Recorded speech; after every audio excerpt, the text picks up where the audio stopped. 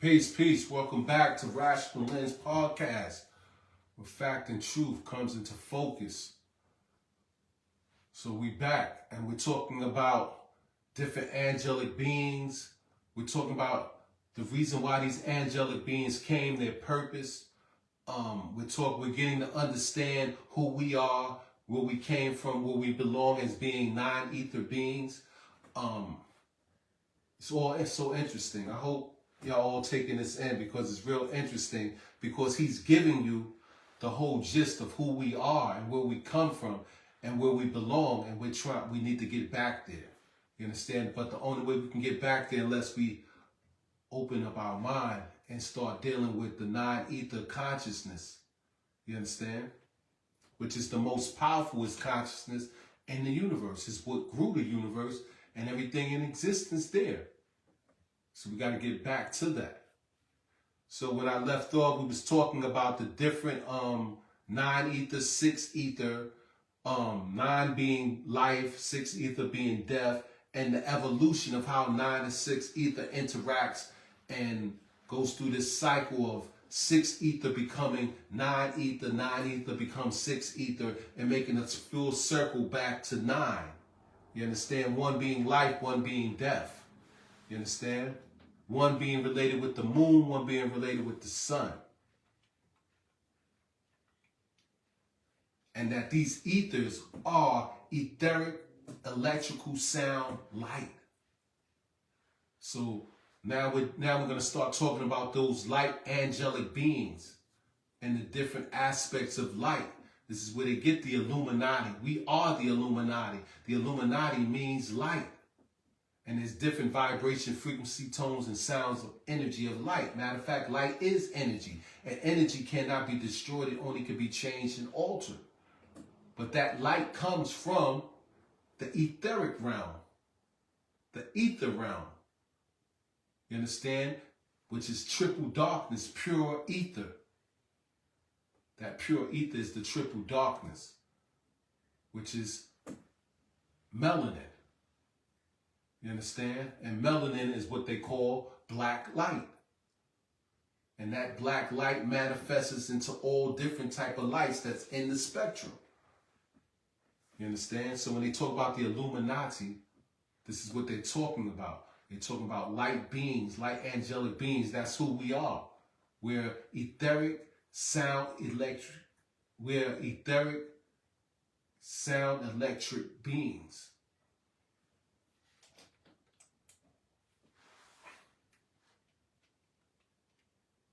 So it says the original Melanites, dark-skinned, woolly-haired Moors, personified by sound and electric energy, both positive and negative, right?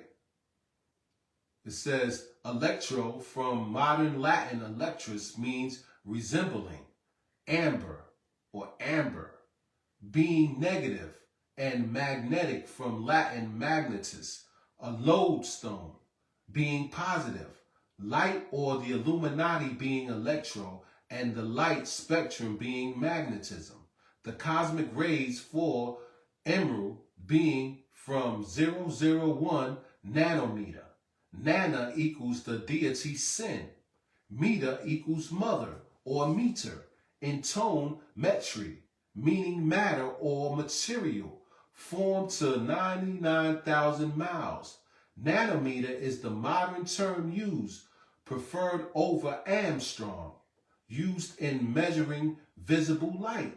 1 nanometer is 10 to the 9th 1/1000th of a meter and is equal to 1 Armstrong, being a unit of length equal to 100 millionth of a centimeter, used especially to specify radiation wavelengths, also called Armstrong units, after Anders Jonas Armstrong, the Swedish astronomer and physicist. Light is defined by wavelengths, which is the measure of the distance from one peak or top of a wave of light or energy to another. Cosmic rays being, give me 1 minute, the shortest. So you have different vibrations and frequencies of light that manifest different arrays of colors.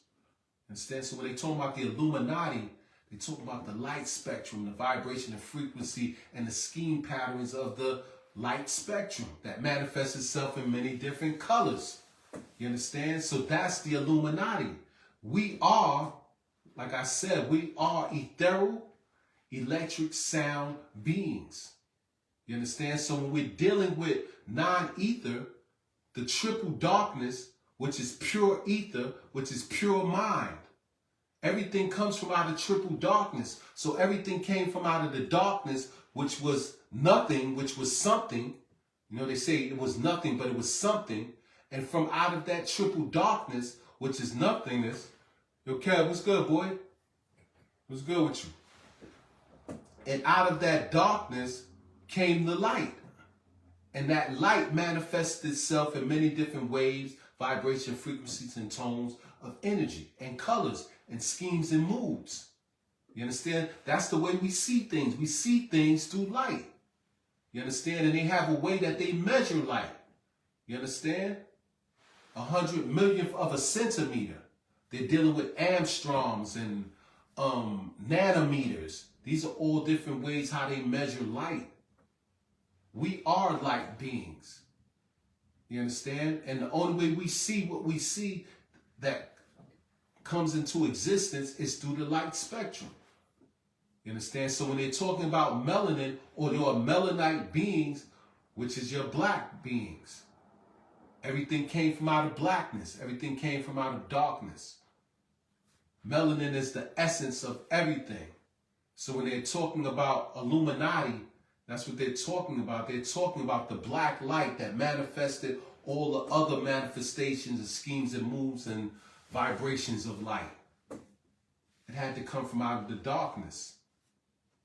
You understand?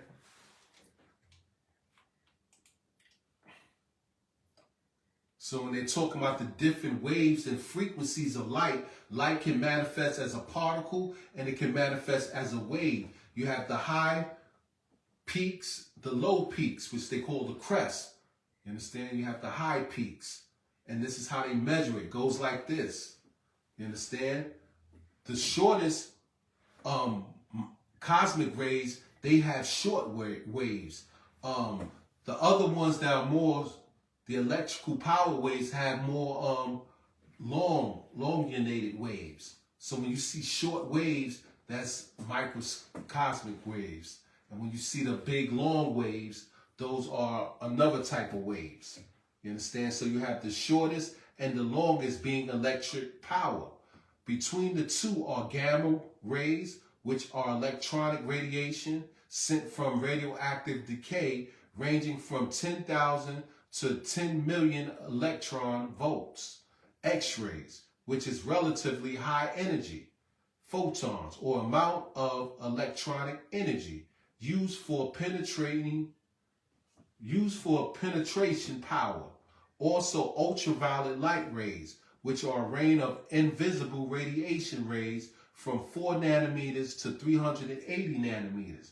Just beyond the color violet and the visible spectrum, infrared light rays, a range of invisible radiation bordering along the microwave, about 750 nanometers, microwaves, a high frequency electromagnetic wave measuring 1 milliliter to 1 meter in length, television waves, the transfer of visual images, and sound using electromagnetic waves, with are the reconversions of receiving waves into visible images. You understand? So these are the different type of waves there are. You have your short waves, you have your long waves, you have X-rays, you have gamma rays, you have microwaves, you have television waves, different type of waves. They have their own schemes and moves of vibration of how they manifest themselves. Some of these waves you can see, some of the light you can see, some of the visible light you can't see. You understand? The reason why we see what we see is because we can see those light spectrums that's on a lower vibratory frequency. You understand? We only can see 5% of the light spectrum. The other 95% we can't see. That's what they call dark matter or dark energy. So mostly of the universe is dark matter and dark energy. We don't even know what's there. It's just pure darkness. You understand? But the 5% of the light spectrum that we can see, the colors and things of that nature, those are the ones that make up our reality that we can see. So most of the stuff that's out there, they don't even know what's out there because they don't know what it is. And it's that 95%, I think 98%, that's influencing the 5%. You understand? They call it gravity. You understand? It has a gravity pull influence on the 5%.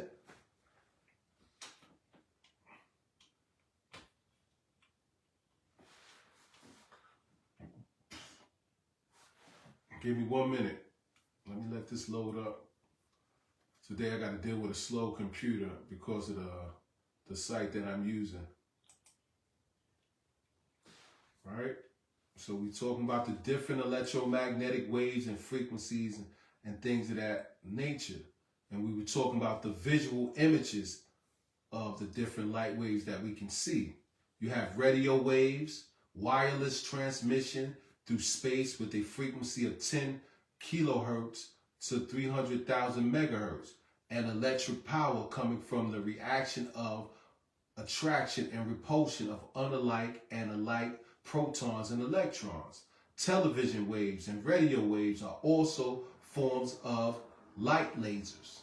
There is also the visible spectrum, which runs from 400 nanometers to 700 nanometers in wavelength, nanometers being 1/billionth of a meter, from the word nana, the Sumerian deity Sin, and meter from the Greek word metron, which means measure. With all light flowing through a prism or a medium that represents whatever is seen through it, used to separate white light coming from late Latin prism or prism, the Greek word prisma, things, right? So you have prisms that break down light, right? Prisms or prisons to soar. This light becomes 6 colors: yellow, blue, green, orange, and purple. Light in its aspirate form is at its atomic level. When you see full spectrum light in its physical state, it manifests as blackness. That is, all light and color combined are blackness. And the manifestation of the solid form of light is melanin. Thus, they manifest from the great circle enthroned. So all the light spectrums together make black. That's what it is in its etheric state. It's black, triple darkness, where everything came from out of. And then it manifests into physical atoms, cells, bodies. You understand? And the black man and black woman is the result of that. So when you're looking at a black man or black woman or any melanated human being, you're looking at condensed black light that's manifesting itself in different colors. You understand? So everything has melanin in it. Some things have more melanin than others. Some things are melanin recessive. Some things are melanin dominant. You understand? But when you're looking at the black man and black woman, you're looking at melanin, condensed flesh melanin. You understand? When you're looking at the Caucasian man, you're looking at the recessive aspect of melanin. So they do have melanin, but they are recessive. They don't have that much melanin in their skin. You understand? This is why they can catch skin cancer and the sun can be detrimental to them. It's because they don't have that much melanin in them. But a black man and a black woman can stay in the sun all day, and only thing that it does, it helps rejuvenate their melanin. Only thing that's going to happen to a black man and a black woman when they're in the sun, they're going to become more blacker. And that's because of how their melanin is absorbing light and breaking down light. You understand? So we have certain melanin recessive beings on the planet, and you have melanin dominant beings that's on the planet. but we all come from the same source, because the source is triple darkness or triple blackness. Everything comes from that source. It might look different, it might manifest itself in a different way and so forth, but everything comes from the source, that triple darkness, that triple blackness. And we're all from the same source. Especially if you got melanin in your body. We all from the same source. Especially if you got dominant melanin in your body, you definitely come from that triple darkness or that triple blackness. You're more close to that. Those that have recessive, they're not so close. You understand? But they do have it. And they do come from that same source.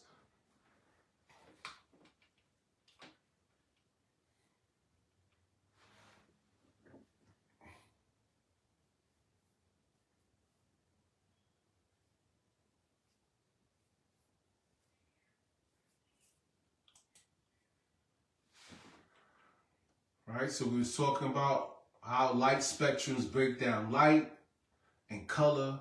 When it's combined, is black, and it says, and the manifestation of solid form of light is melanin. Thus they manifest from the great circle and throne of wisdom to this merger place. This is how the event of creation and pre-creation was recorded.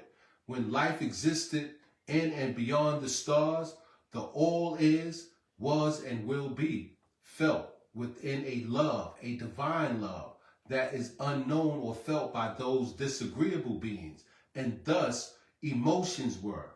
At the first birth of emotions was the birth of motion. Things gradually began to move about, and it was then that movement and motion was conceived out of triple darkness. From the light birth to chaos. Thus, the motion to create did manifest in existence, and all that exists within the all. Thus, things became what they were to become, known as, before they existed, or what they would exist as. This is true caring. If you say you love Anu, then why do you not have faith in Anu, who is also known as El Elo, who is called in rhythm Allah by the Muslims, meaning one who are of peace. Be on your guard, for they have been invaded by the disagreeable ones, children as well. Anu is also called Yahweh by the, give me 1 minute, Hebrews, Theos by the Christians, and God by many others. He was appointed by the all. So let me explain that. So we was talking about Anu. Anu being the heavenly abode. In other words, the galactical heavens. That's what Anu is. That's where you get the word Anunnaki. Those that came down from heaven. Anu is the heavenly abode, which we call the galactical heavens, where the sun, moon, and stars, and planets and suns are. You understand? And those Anunnakis came down from there. And you had your different type of angelic beings. You had your seraphim, who were of the green light, right? Those positive beings of the green light that reflected the ethereal green light, who followed the righteousness of Anu, who was appointed by Anu to come here to uplift the consciousness level of the planet and the people on there. And then you had the sub-supreme beings. They use the word sub-supreme, sub meaning that they're not that supreme. They're not on that high level of supreme. They're a little bit below it. You understand? And they were known as impure, and they reflected the amber light, which they call fire. These were your disagreeable beings who follow Lucifer. You understand? And these are the different type of angelic beings that you have on this planet. But Anu is the one where your agreeable or your benevolent beings are appointed by. You understand? And those are the ones that came here to help uplift the conscious level to the Christ level that we're supposed to be on. Remember, Christ is a consciousness level. It's a mindset. You understand? Anybody can be Christ if they have the mindset. You understand? And those agreeable beings are here to uplift that. So I want to go back to Anu again to get your understanding who Anu is. Because if you love Anu, then you're supposed to follow the way of Anu. Remember, Anu is the heavenly abode, the galactical heavens. The galactical heavens run by a certain law, morals, and principality and order. So why are we not following the heavenly abode, the natural laws and orders and morals and principalities of the galactical heavens? We do not move according to that anymore. We do not use our mind according to that no more. But when we were in our etheric state or our angelic being state, we were those non-ether beings using non-ether mind power, right, and know-how according to the natural law of the galactical heavens. Anu. Anu is the heavens, the galactical heavens.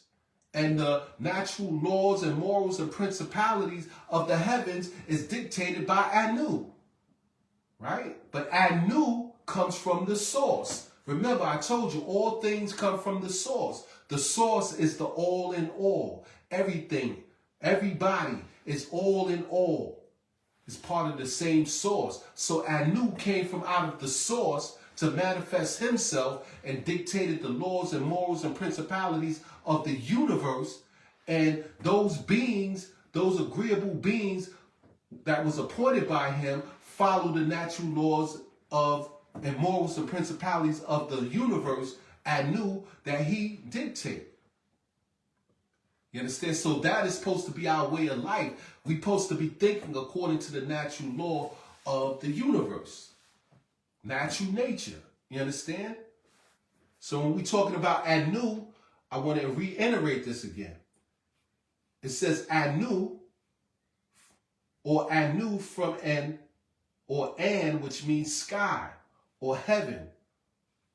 He's also known as Anunum, originally An, right? An or Anunum was the divine personification of the sky, right? He was the divine personification of the sky. He's known as the Sky Father, right? It says the comparative mythology of the Sky Father is a term for a recurring concept in polytheistic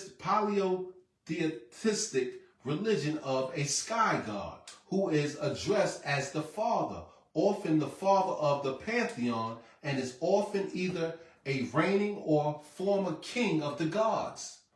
The concept of the Sky Father may also be taken to include the sun god with similar characteristics. So Anu can also be the sun god. Anu can also be that sun that we see. That's Anu. That sun that we see over our heads, that's Anu. Right? Anu is also the sky. The sun is inside the sky. Right? That's the galactical heavens. The sun, moon, the stars, and the planets. This is all based on the zodiac. And there's a certain law and regulations, certain morals and principalities of the way of the natural nature of how the universe or the heavens or the galactical heavens move. That's Anu. You understand? It says a reigning or former sun king of the gods. The concept of the Sky Father may also be taken to include the sun gods. It says sun gods, right? There's many suns in the galactical heavens. All those are a representation of Anu, right? Including the sun gods with similar characteristics, such as Ra. Ra is the sun god in the Egyptian pantheon. In ancient Egyptian pantheon, the sun god is known as Ra, right? He has a sun disk, a man with a sun disk on his head. Sometimes he's wearing the sheep. He looks like a sheep with the sun disk. You understand? It says the concept is complementary to the Earth Mother. So you have the sun, which is in the sky, and you have the earth, which is the mother. So the sun is masculine, Anu, and the mother, Tiamat, is the earth, right? The Sky Father is a direct translation of the Vedic Dhyas Pitta, etymologically descending from the same Proto-Indo-European deity as the Greek Zeus Pater and the Roman Jupiter, all of which are reflexes of the same Proto-Indo-European deity, Deus Pater. While there are numerous parallel adduced from outside the Indo-European mythology, there are exceptions. The Egyptian mythology, Nut is the sky mother and Geb is the earth father. So what they're saying here, the sky father and the concept of the sky father came from the Hindu Vedic culture. And they called it Deus Pitta. And then from there you get Zeus Pitta or Jupiter. You understand? But the Greco-Roman, the Roman Greeks and the Romans, they took that concept from the Hindus. And the Hindus have a book that they call the Vedic. You have the Bhagavad Gita, you have the Kama Sutra, you have the Upanishad. These are all different Hindu books. But in the Hindu culture, they call their god, their sky god, Deus Pitta. And then later on, the Greeks, Zeus Pater. And then the Roman, you get Jupiter. And then in ancient Egypt, you got the sky god called Nut. And then you got the mother, Geb, who was the father of the earth. So in the ancient Egyptian, it was kind of different. The sky mother, Nut, and you had the earth father called Geb. But in the Indo-European and the Greco-Roman culture, they had the sky as the masculine and the earth as the feminine. But I hope y'all understand the concept of where the sky father and the mother earth and all this come from. It all comes from out of the pantheon, the mythological pantheon of these different cultures like the Hindu, the Romans, the Greeks, the ancient Egyptians, the Babylonians, the Sumerians, so forth. Every culture has their concept of the sky god and the earth mother. Or in the ancient Egyptian case, the sky mother and the earth father. In the Sumerian, he's known as Anu. And Anu is not just the sky father, he's also known as the sun. You understand? So when you're looking at that, when you're looking up in the sky and you're looking at that sun, you're looking at Anu. And in that sun and sky, there's a certain moral and principality of laws that we're supposed to be following according to the zodiac. There's certain laws and regulations we're supposed to be following according to the sky. But we're not doing that anymore. Right? So I wanted to bring that out so y'all can understand who Anu is. And when you hear the Anunnaki, you understand where they come from and what they deal with. They deal with the zodiac. They deal with the natural laws or the natural nature of the universe, the natural nature law of the nature. You understand? This was their way of life. They moved and lived according to nature. They moved and lived according to the natural laws of the universe, which was in heaven or the galactical heavens, which they call Anu. And he was the masculine sky father. You understand?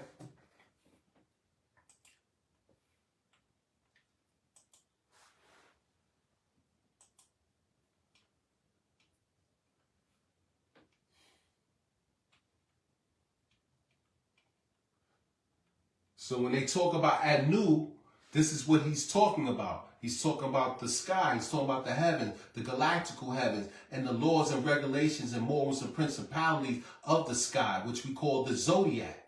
Because he said Anu also was the sun. You understand? We know the sun is non-ether.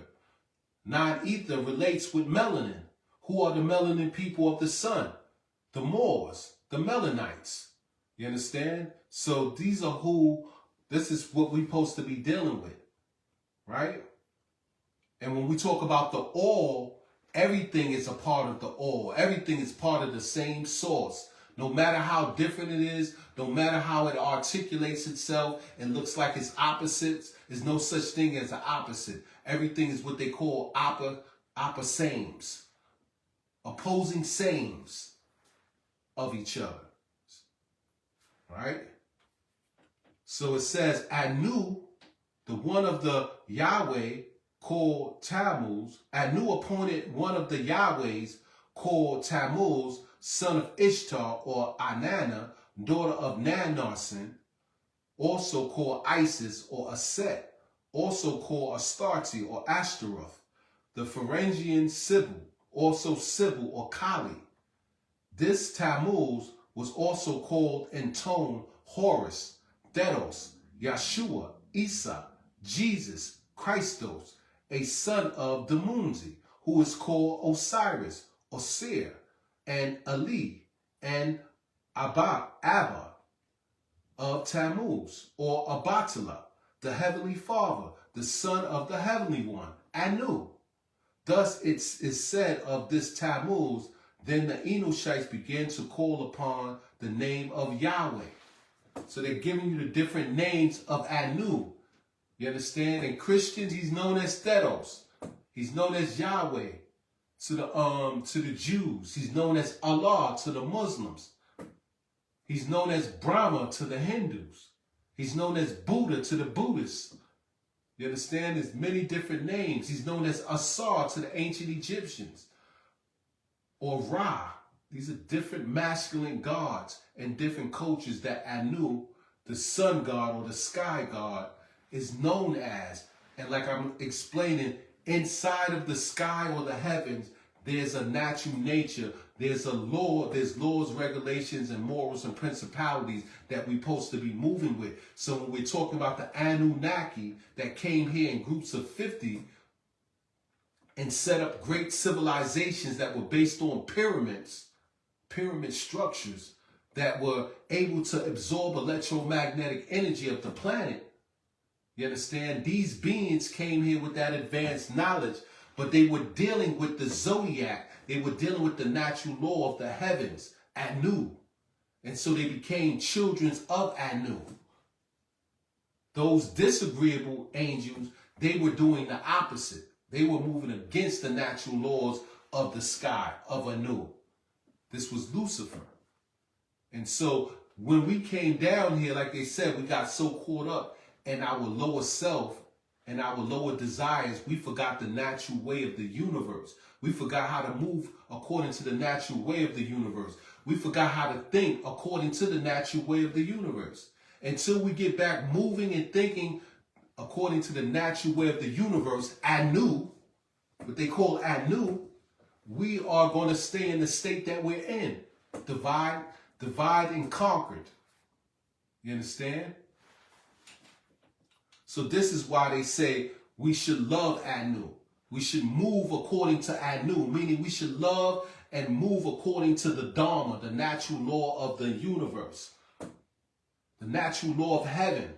You understand? And out of that heaven, that abode of which they call heaven, or the galactical heavens, came somebody that you call Jesus, came somebody that they call Horus, came somebody that they call Tammuz, came somebody that they're known as Yeshua, came somebody known as Isa. You understand? And they took that and they worked that in the Bible and the Quran and the Torah, and they altered it and they changed it around. But in actuality, the only thing that they're really saying is that somebody came who moves and thinks according to the natural laws and morals and principality of the universe, Anu, heaven, and he came here to teach us how to get back to the natural laws and ways of the natural nature of the universe, which we call heaven, which we call Anu. That's all the biblical aspect of the Bible of Jesus is talking about. That's what Jesus came to teach us, how to get back to the heavens, to our natural state of being pure, etheric, natural gas beings or spiritual beings being back amongst the stars. And the only way we can get back there unless we follow the natural laws and natures of the universe or heaven, which they call Anu, which we know as the zodiac. Because Anu is also known as the sun. They say the sun gods. There's more than one sun. And they just gave names to these different sun gods and different cultures. You understand? It's all they created a oral story out of the natural zodiac. This is what our ancestors did.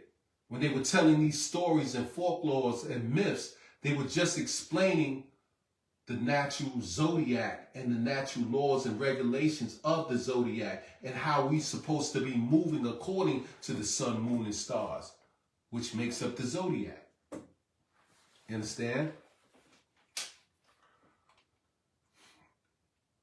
So when they're talking about Jesus, Isa, Tammuz, Horus, these are different names for that being that came, that was appointed by Anu.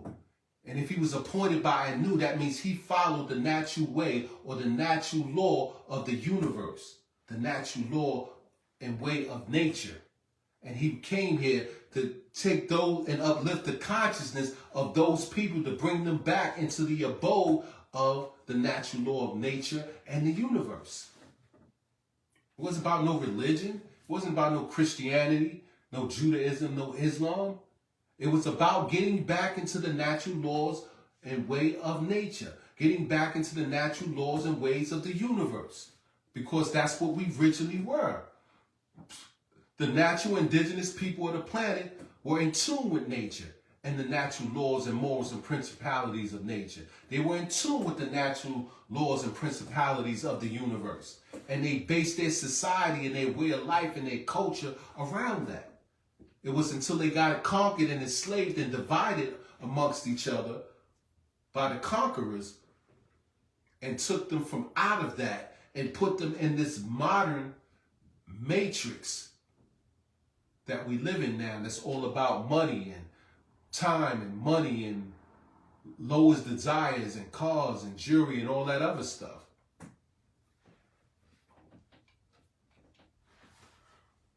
So I want to keep on reading. Let me let this upload.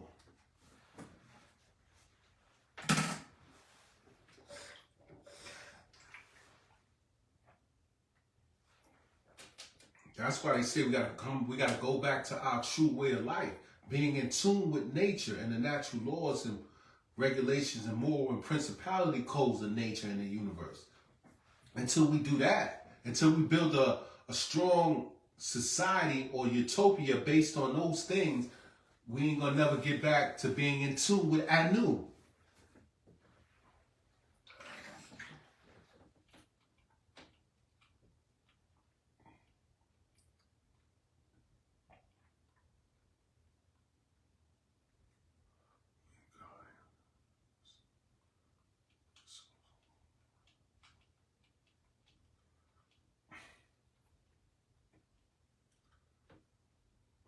Trying to get back to So it says, if you say you have faith by way of him who is your caretaker, Anu, your caretaker is Anu, meaning the natural laws and ways of the universe, the natural laws and ways of nature, right? That's what's going to take care of you when you get back into that. It says, so it says, if you say you have faith by the way of him who is your caretaker, Anu, who appointed Yeshua HaMashiach, called Isa, Jesus, Tammuz, then I ask you, why do you not trust in him? For it is Anu, also called El, that is trustworthy. If you say you love him, why do you not strive towards him? In other words, if you get back in tune with nature and the natural laws of nature, which is Anu, he's going to take care of you. You ain't got to worry about nothing. Getting back to being farmers and dealing with agriculture. You understand? When we get back into that, then Anu, who dictates the natural laws and regulations of the universe and nature, going to take care of us. But we're so far out of that. That means that we're out of touch with God.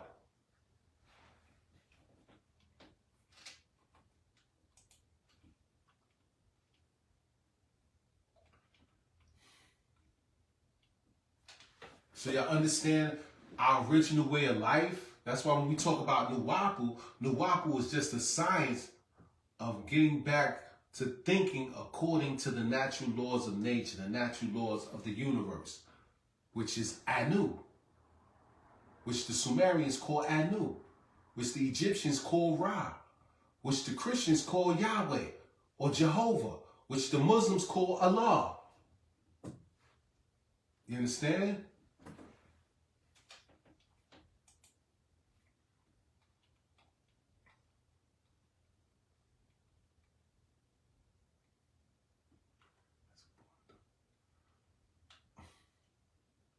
Now where I'm at, it says, surely it is Anu that has been appointed to be your caretaker and has appointed the anointed one, Yahuwah, called Tammuz, from which the door at the gate of Yahuwah, the woman of the house, wept for Tammuz.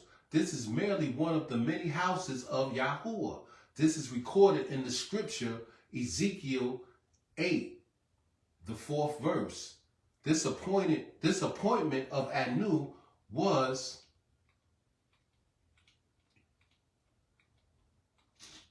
done by the all, within the all, for as Anu became who he is, it has to be in accordance with the will of all, and the appointment of an anointer was done by Anu, both being Yahwehans in the all. It is he, Anu, who has transformed from an Etherian into a flesh and body being and then returned at will to ether. He was appointed El Elo, Allah, who saw the confusion which was caused by the fusion of emotions. The collusion of emotions in this solar system came into being as time passed. It became known emotionally as that which is right to do and that which is wrong to do. Those who agree and those who disagree. The act that is good, the act that is evil. Thus, the birth of will is the beginning of confusion. Confusion arose, this soberness and dull feeling was felt in his Anu. So what he's saying is, we got to get back into Anu. We got to get back into the natural laws of heaven and nature. And God going to take care of us. You understand? Because it was Anu that sent the anointer. The word anointed or anointer means Christ. It was Anu that sent the Christ. The Christ came from where? Heaven. Came from Anu. That heaven is the symbol of the intergalactical heavens, the natural law and regulations of heaven and nature, which we call Jesus, Isa, Yeshua, Horus, Tammuz. It's many different names. You understand? And we got to get back, and that anointed or anointer that was sent by the natural laws and regulations of heaven.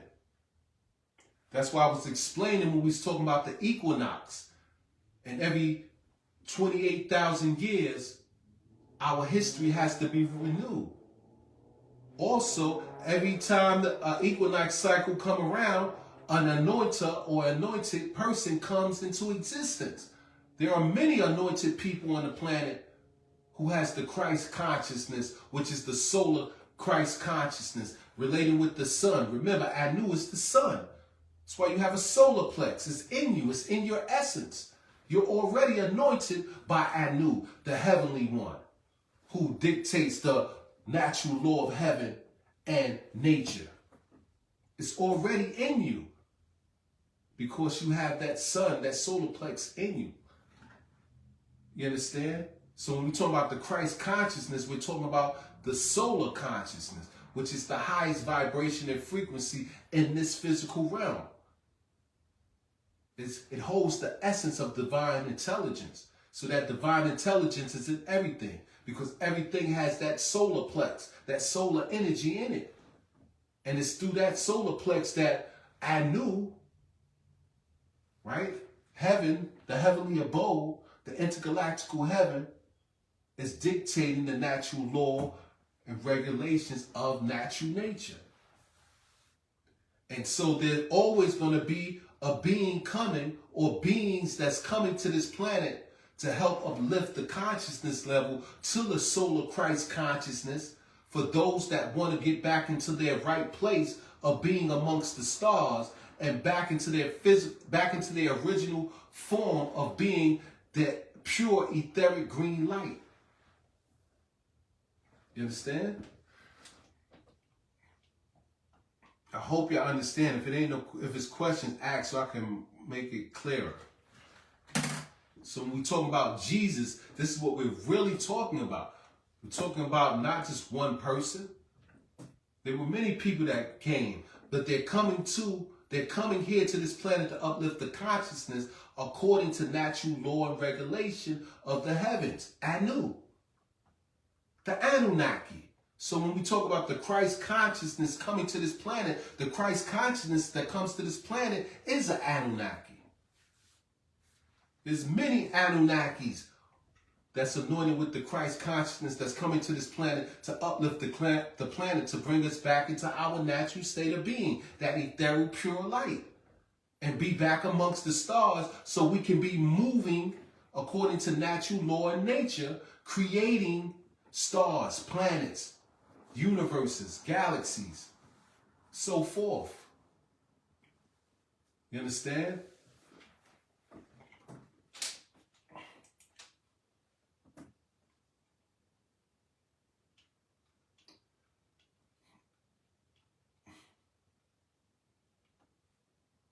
So it says, out of the divine love and great concern with compassion and caring, he began to call out and order all the blessed and chosen children of the All, the Etherians, who incarnated into the form of Anunnaki, which is known to many as the Elohim or the Neteru, as known to the ancient Egyptians. He ordered them to incarnate in his spirit with the responsibility for this now desolated solar system. It was here that life of all kind, spiritual beings living and thrived through extraterrestrials, the sky dwellers, who came to the planet Earth, be they extraterrestrial, Anunnaki, Neteru, Elohim, angelic beings, or be they of the terrestrial, that is of this planet, which they call Earth, the land dwellers, and even though those beings who came on the land from the deep sea, and these species, all of which were agreeable people and disagreeable people, who did tread to and fro on the earth, surface, the ground, and swam in the sea, and flew in the sky of this planet Ki, now called Earth, from the word Eridu. But by the disorder of these disagreeable species was destruction caused by meteorites, which are large pieces of debris that enter the atmosphere and reaches the ground, and that causes the light. You understand? So those Christ-like beings that come here to this planet, they are the Anunnaki. They are the Neteru.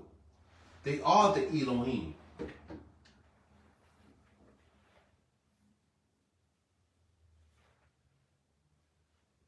And they are appointed and sit here by the natural law and order of the universe, of the heavens, or the galactic heavens, or our nature, or by nature.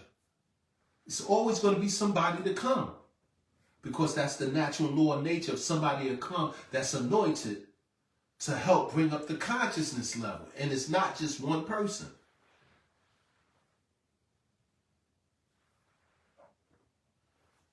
So when you run across those people who have that anointed spirit inside them, They are the ones that sent naturally to this planet to uplift the consciousness of this planet, to get in touch with you, to uplift your consciousness, so you can get back into your rightful position in the universe and go back to using your natural way of science, which is called Nuwapu, which is the science of thinking.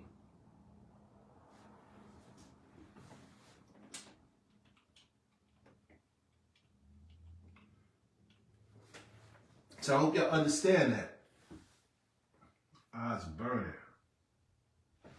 Allergies acting up.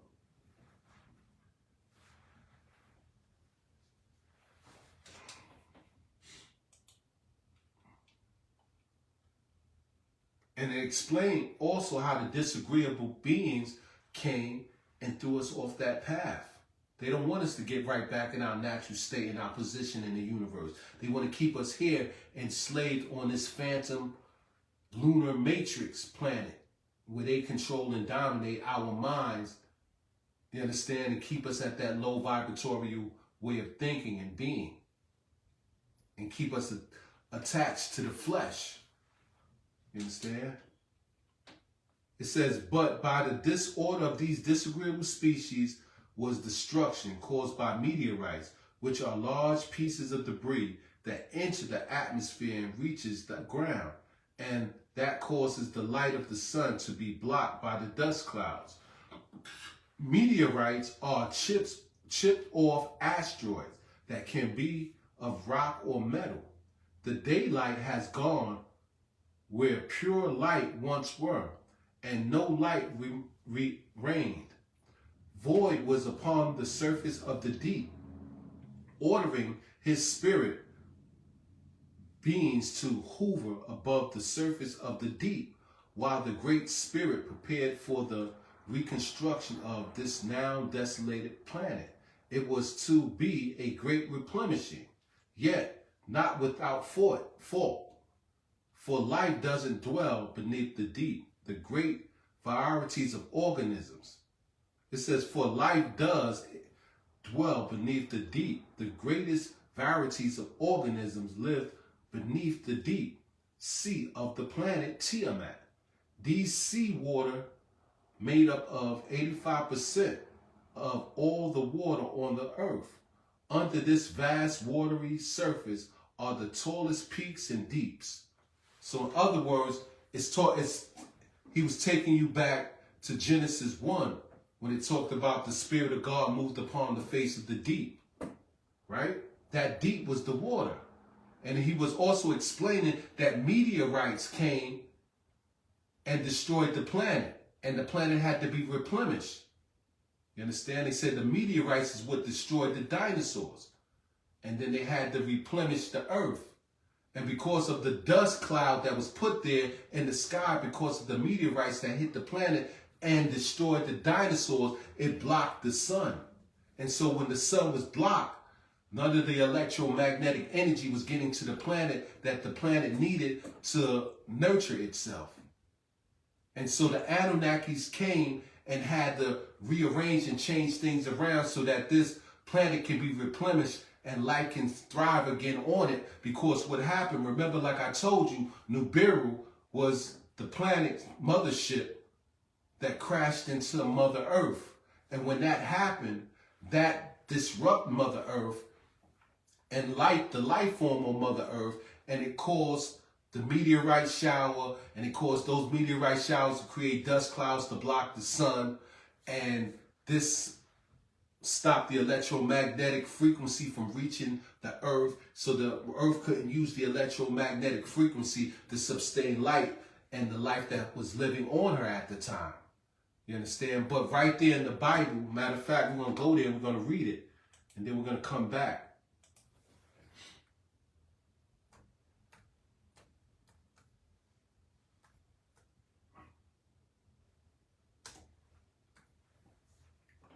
So this is what really Genesis part 1 was saying. And we're going to read it again.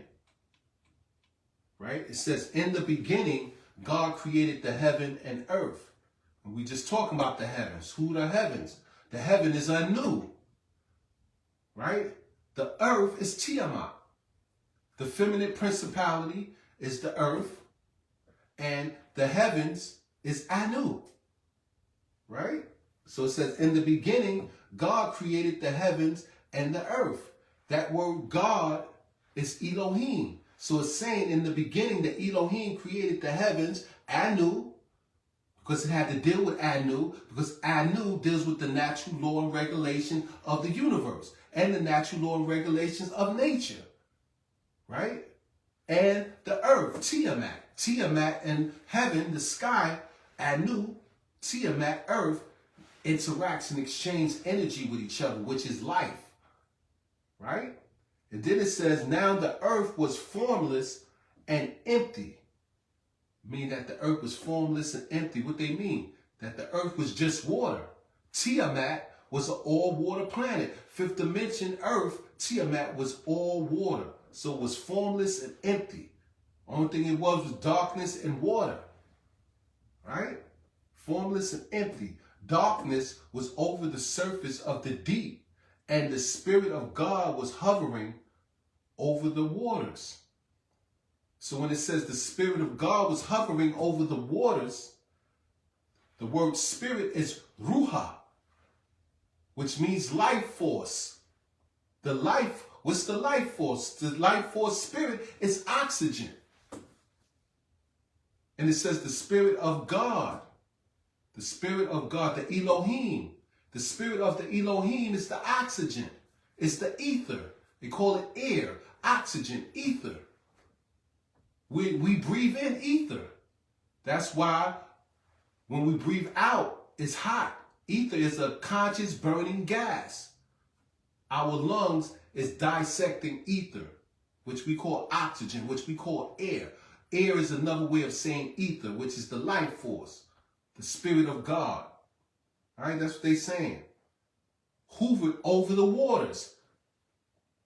So the planet was empty, formless and empty and dark, and the Spirit of God hovered over the water. They mean the life force. They mean the air, the ether, which is the life. That's what we breathe in. Was hovering over the waters. You understand? Then it said, and God said, let there be light. Right? God said, let there be light. But I don't want to go that far. I just want to go to that little right there, Genesis 1:1, to explain. That beginning wasn't the beginning. It was a replenishing situation, because when Nibiru crashed into Earth, it messed everything up. It threw everything in chaos and mayhem. The meteorite shower started, kicking up the dirt, blocking the sun, killing the life form, which at that time were the dinosaurs during the Jurassic period, the Triassic period, and the Jurassic period, right? Started to destroy those things. And then the Anunnaki, or the Elohim, or the Nubarians that came here, they took responsibility to replenish life and to structure the planet back to where it can create life again. So when we're talking about in Genesis 1:1, in the beginning God, which is the Elohim, created the heavens, which is Anu. Anu is another aspect of the heavens. Anu is the natural law of the heavens, which we call the zodiac, and deals with the natural law of nature. Anu, the Anunnaki. You understand? Those that were sent down to earth by Anu. Those were the Elohim that they're calling God in the Bible. Right? And then it said the God created the heavens and the earth. The earth is Tiamat. The fifth dimensional earth, Tiamat, was an all-water planet. We all come from out of the water. Earth started out as an all-water planet. And the life that was created in the earth waters was due to the ammonia, methane, right? Nitrogen, and the explosion of the electromagnetic energy of the sun in the waters created life. Those single-cell organisms. those single cell organisms that we call protozoas, where you get your amoebas and your parameciums from, right? And those single cell organisms, they evolved into multicellular organisms, which are called metazoans. Those metazoans were more organized and had systems. You understand? And they were known as metazoans. They were what you call eukaryotic cells. Eukaryotic cells was created from prokaryotic cells, which were your single cell organisms. This was all done during the Precambrian period. And then you had the Cambrian period, where you had something called the Cambrian explosion. The Cambrian explosion is when different life forms started to diversify. You understand? That's when diversification started happening in the waters, and you start getting all these different type of aquatic water beings or sea creatures coming from single cell organisms called protozoas, where you had your amoebas, your algae, your fungi. You understand? And then what happened was your algae digested a bacteria, a single bacteria. Instead of fully digesting it, that single bacteria became the nucleus of that cell, evolving it to a eukaryotic cell, or what they call a metazoan. You understand? These multicellular beings start to have systems. You understand? This is how things started to evolve in the waters. It came from out of the waters on land. Those beings that came from out of the waters on land were called your diapsids. Your diapsids is where your reptiles come from. And those diapsids evolved into what you call synapsid beings. Your synapsid beings were your mammal reptilians that evolved into mammals. You understand? And then you had your therapsids. Your therapsids were your pure mammals. And they started to change into dinosaurs, different type of dinosaurs and things of that nature. And then the mammals came. You understand? Because they had breasts, the mammal gland. You understand? That's dealing with the woman. Only the woman has tits. The man don't. So the first creatures that were hitting the earth and evolving out of the water were women type creatures, diversifying. You understand? And then in Genesis 1, chapter 2, it says, now the earth was formless and empty. Formless and empty means that it was just water. It was all water planet. The word water means timhum. Tihum in Hebrew. The word darkness means koshek. You understand? It said it was formless, empty, and darkness was over the surface of the deep. What is the deep? The deep is the water. And then it said, and the Spirit of God. The Spirit in Hebrew is ruha, which means life force. What is the life force? That's everywhere. Oxygen, air, where you get the word ether from. Ether is a conscious burning gas. Non-ether, different levels of ether. Oxygen, which is the atomic number 8, started to come into existence. That's the Spirit of God. And then it said the Spirit of God, the Spirit of the Elohim, or the Spirit of the Neteru, or the Spirit of the Anunnaki. These were a group of angelic beings that came to the planet to reform the planet or terraform the planet back into to where it can create life again. And you had different type of angelic beings. You had your ones that projected the green ethereal light, who were your righteous angelic beings who were under the guidance and the appointment of Anu, the natural law of heaven. And the angel that was over the spiritual government of this side of the planet was Melchizedek.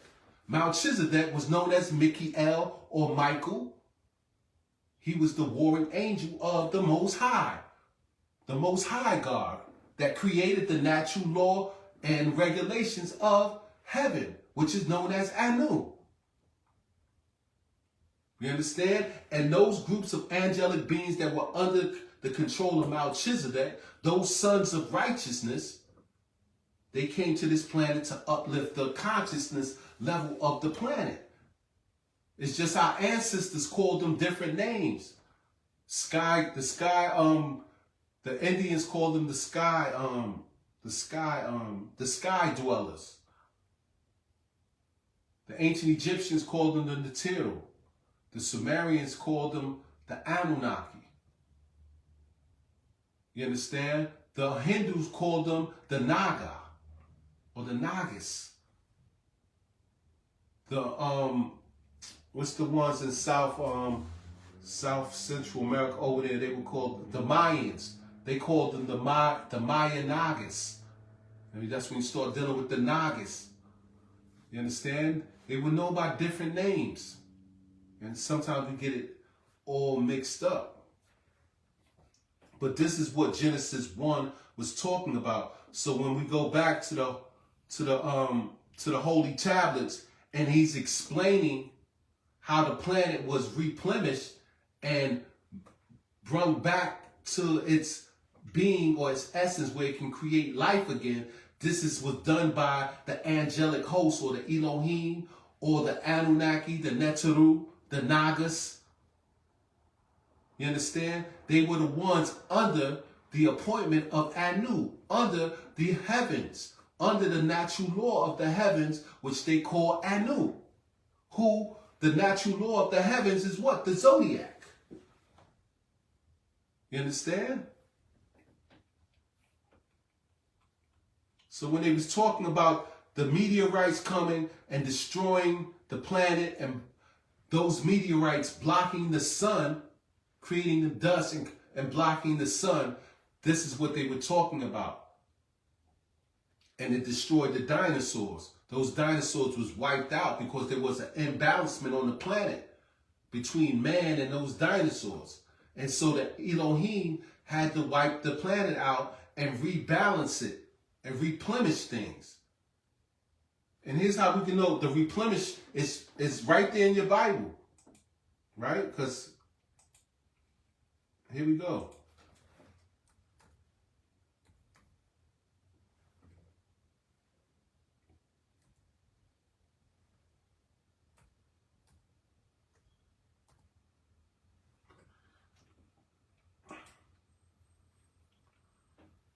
Give me 1 minute. I'm going to show you that you just got to do your research and learn the language and you'll understand.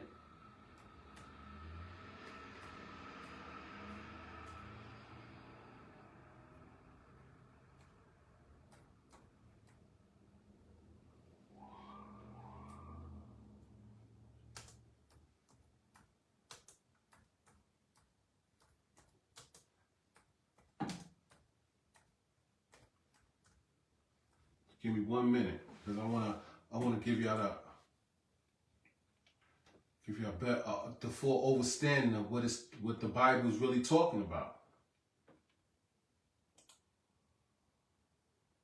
So when we go to Genesis chapter 1:28, right? We're gonna read this before we go back to the holy tablets, so we can see what it's talking about. It says, God blessed them and said to them, be fruitful and multiply, increase in number, fill the earth and subdue it.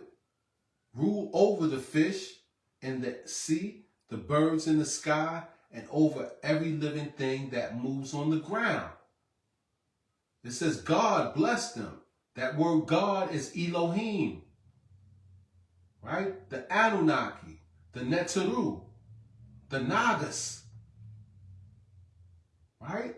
They came here under Anu, who is in the abode of heaven, who dictates the natural law of heaven, or the galactical heavens, or nature, which is the zodiac. That's what the Anunnaki came here to do. It says the Anunnakis blessed them and said to them, be fruitful and increase in numbers. Fill the earth and subdue. What subdue means? To control the earth. Then it says to rule over the fish in the sea, meaning to rule the water. That resource that's in the water, you control that. You rule over that. And the birds. The birds in the sky, y'all regulate that. That's y'all resource for food and whatever y'all need it for. Right?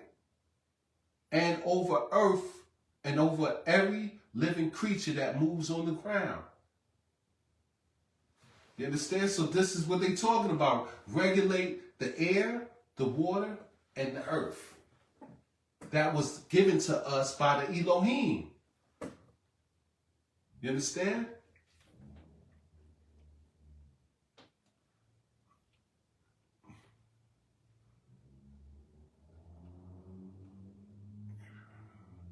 I want to get to when it talks about the replenishing of the earth. So y'all can see it, what it mean. Because God gave us control over this. This is ours. We forget and we let somebody come and take it from us.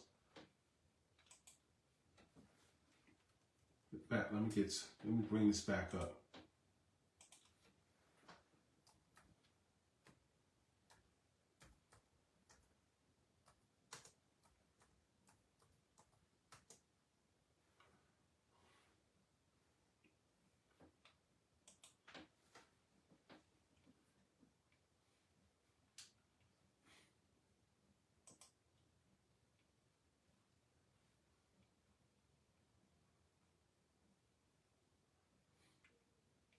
Right here, it says, God blessed them, and God said unto them, be fruitful and multiply and replenish the earth. The word replenish means what? When you replenish something, that means that it already was plenished before. To replenish it means to do it over again. So that means that the destruction of the planet through the meteorites that wiped away the dinosaurs, right? Like I said, they had to balance the planet back, because it was imbalanced between these giant dinosaurs and humans. And so they had to wipe everything away and do it all over again. You understand? And this is where the meteorites come in, that hit the earth and caused the dust cloud to block the sun. And because that electromagnetic energy wasn't getting to the sun, the planet was dying, because the sun and the earth exchanged light, which is electromagnetic energy. So they had to wipe away the dust cloud so the sun can shine again, right? And then that's when they told Adam and Eve to replenish the earth and gave them charge of the water, the air, and the ground. That all that is natural resource for them. They told them to subdue that, to have rulership over that. You understand? So he said to multiply and replenish the earth and subdue it, and have dominion over the fish of the sea, and over the fowl of the air, and over every living thing that moved upon the ground. He didn't only tell this to Adam and Eve, he also told it to Noah in Genesis chapter 9:1, in a pivotal Bible verse where God blessed Noah and sons after the flood, commanding them, be fruitful and multiply and fill the earth, reiterating the creation mandate to repopulate the world. This blessing established humanity, renewal, and dominion in a new world, connecting them to the early commands given to Adam and Eve. So you have Genesis 9:1 when he told Noah, and then you have Genesis 1:28 where he told Adam and Eve to replenish. The word replenish in the original Hebrew, the word used in both verses is male, which means to fill, to be fulfilled, or to be satisfied. Right? In the King James Version, replenish, which in their time could mean to fill or to make full, similar to the concept of being repleted. You understand? So this is what was going on. It was a replenishing period. So Genesis is really not the beginning in your Bible. It's a replenishing period of old world that was wiped away, and God bringing in a new world, where he told Adam and Eve and even told Noah to replenish the earth. Right? But in the beginning, when he was creating the heaven and the earth, that was the Elohim. That wasn't God, that was the Elohim or the Anunnaki or the Natiru, those angelic hosts, those angelic beings that came here doing the will of the Most High. The will of the Most High is the natural law and regulations of the universe and nature. So when we're supposed to be doing the will of God, that's the will we're supposed to be doing. We're supposed to be in tune with nature and the universe. That's how you get back in tune with Anu, who was the symbol of the sky and the sun. When you're dealing with the sun, you're dealing with the zodiac, because the zodiac signs is how the sun interacts with the suns, with the different stars in the universe. You understand? So I hope you understand what is being said here. I just wanted to clarify that. When it starts talking right here and it says, but by the disorder of these disagreeable species was destruction caused by meteorites, which are large pieces of debris that entered the atmosphere and reaches the ground, and that caused the light of the sun to be blocked by the dust clouds. Meteorites are chipped off asteroids that can be of rock or metal. The daylight has gone where pure light once was, and no light reigned. Void was upon the surface of the deep. Then it said that? It said the darkness was on the face of the deep, right? Ordering his spirit beings to hover above the surface of the deep, while the Great Spirit prepared for the reconstruction of this now desolated planet. They're talking about in Genesis 1:1.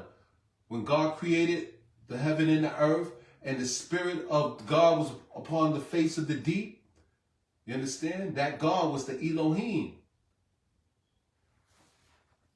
And it says, it was to be great replenishing, yet not without fault. For life does dwell beneath the sea. The greatest varieties of organisms live beneath the deep sea of the planet Tiamat. Remember, Tiamat was the fifth dimensional planet, Earth, at that time. And it was an all-water planet. So you had all diversification of all different types of sea creatures that lived there. It said, these sea waters make up 85% of all the waters on the earth. Under this vast watery surface are, give me 1 minute.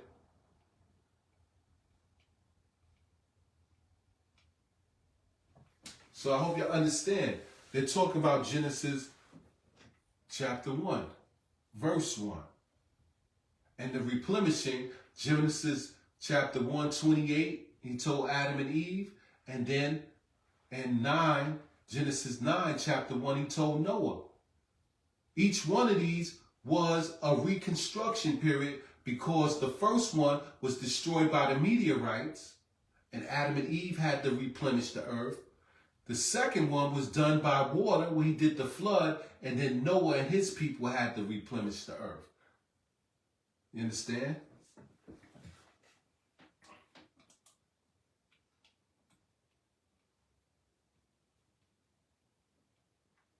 It says, these waters make up 85% of all the water on the earth.